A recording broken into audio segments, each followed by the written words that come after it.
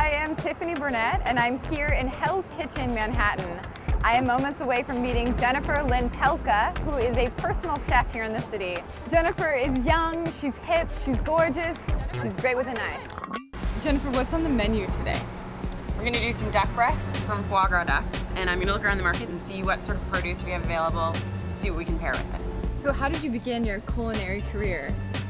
Well, I've always been very interested in food, and I was really lucky to start cooking a lot on my own, and landed a great position at Danielle, which is Danielle Boulud's 4-star restaurant in New York City.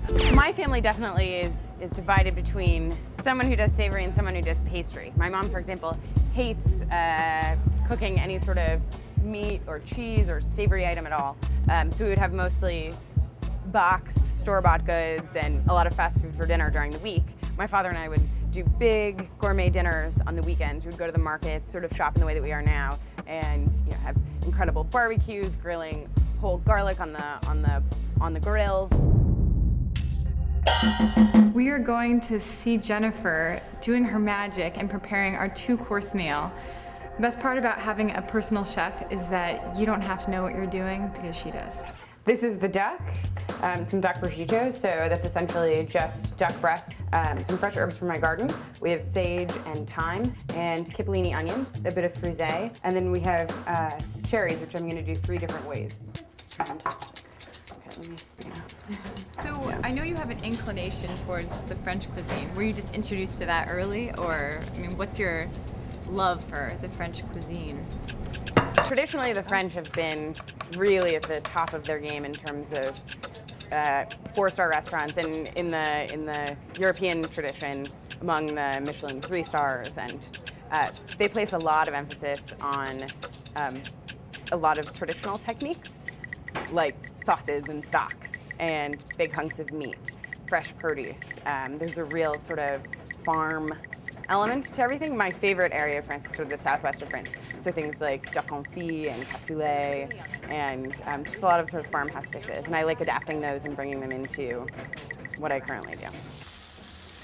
Ingredients and processes that take real amounts of time to create from scratch, like a real organic kind of preparation, so that you feel like what you come out with in the end, you know everything that went into it, that sort of thing. Yeah, that's exactly true. I don't like sort of throwing something on the stove and throwing it together. I like planning meals and really learning about each of the traditions that goes behind a dish, learning all about the animal, the way it's been raised, and also just, when making sauces, learning what the mother sauces are and how they're all associated. I feel extraordinarily lucky that I get to work in incredible kitchens with really gracious hosts who are very excited about food, and they love to get some friends together and eat a fantastic meal. Oui.